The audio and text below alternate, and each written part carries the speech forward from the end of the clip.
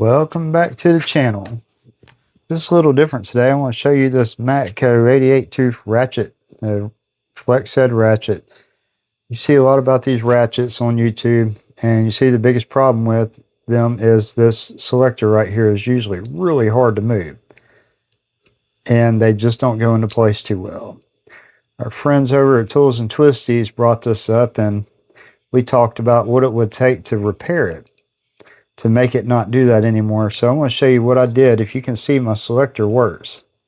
Goes back and forth like it should. One-handed operation, works just fine. No problem. This thing works well. I love this ratchet. And now I'm going to show you what I did to make it work so well, because if you know these ratchets, you know this thing binds. That's just what they do, and that part kind of sucks. That's the only downfall of this ratchet, and I'm going to show you how to fix it. First, we're going to take it apart.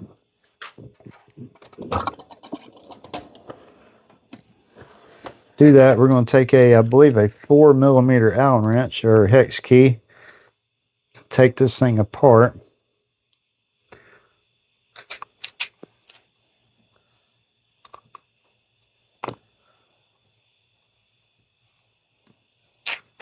This is kind of a booger, so I may take this off screen for a second here in a minute, but gotta be careful not to lose these parts.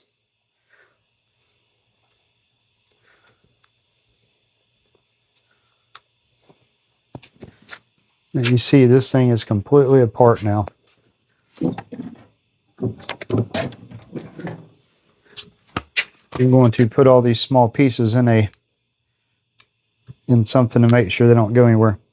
All right, the first thing I did was right here. See them file marks on the thing? So I took a very, very small file, and the ramp right here was binding. If you can see that, you see where I filed just lightly right there on the ramp, just gave it a little bit of angle so it wouldn't be so sharp.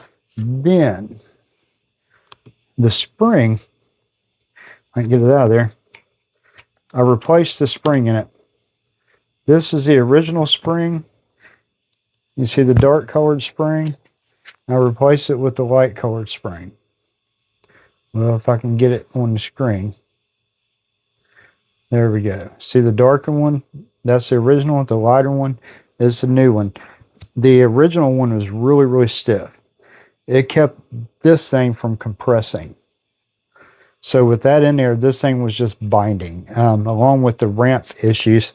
But just the spring was so tight, it would just bind. What happens is it binds against this. Where these two hit. And if it can't roll into it, this ratchet's not going to work. And the problem is it was binding when it hit it because of the ramp right there. Combined with the really, really tight spring, it just wasn't going to roll in there very easily. It made it quite difficult. So what I did is I changed it to this spring, which came in a 1/2-inch drive ratchet repair kit that I bought off Amazon. It's just a random kit. There's just I think I paid $12 or $15 for that kit, which is worth it to get the spring to put in this ratchet that is $175. If I can make my $175 ratchet work well for $15, I'm doing it. But that's what I did. And I'm going to try to get it back together and show y'all real quick, but I don't know what y'all are going to be able to see. I'm going to try to zoom back out.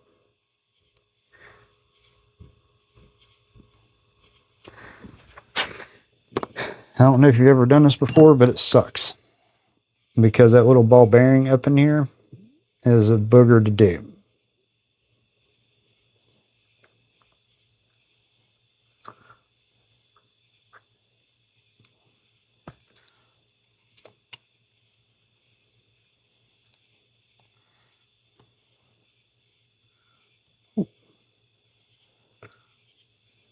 I'm going to have to do this off camera for a second.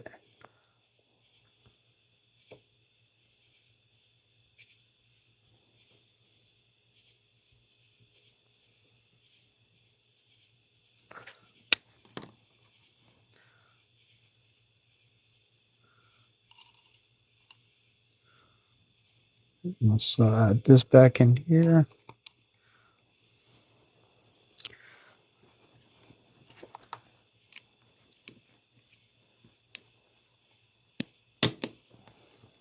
Alright, I got it almost all the way back together. I just got to tighten down that Allen screw. It's hard to do that with and try to keep it in that little frame of the screen. I'm not going to tighten this down too much because I really don't need it right now. But see, that flips easily. Everything does what it needs to do. I got to tighten this down because now it's flopping easy. Or the ball fell out. Yeah, I think the ball fell out when I did that, so it's not working. But I'll take that apart and fix it, because this thing, usually with that ball tension, this will stay where it's at. So the ball is sitting behind here somewhere. Let's fix that.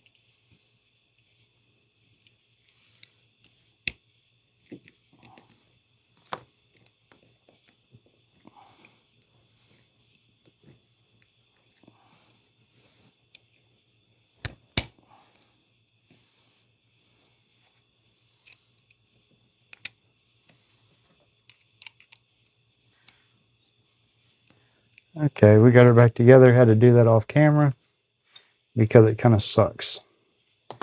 Now, you see it goes in all those detents, and this thing will go smoothly.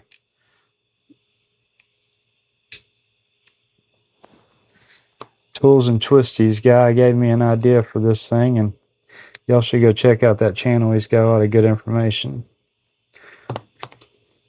But either way, it's a challenge to see if I can make my good ratchet work well, and I spent 15 bucks making my $175 ratchet work well. I'm glad I did, because now I can be happy with it. Great ratchet. Thank y'all for watching. We'll see you later.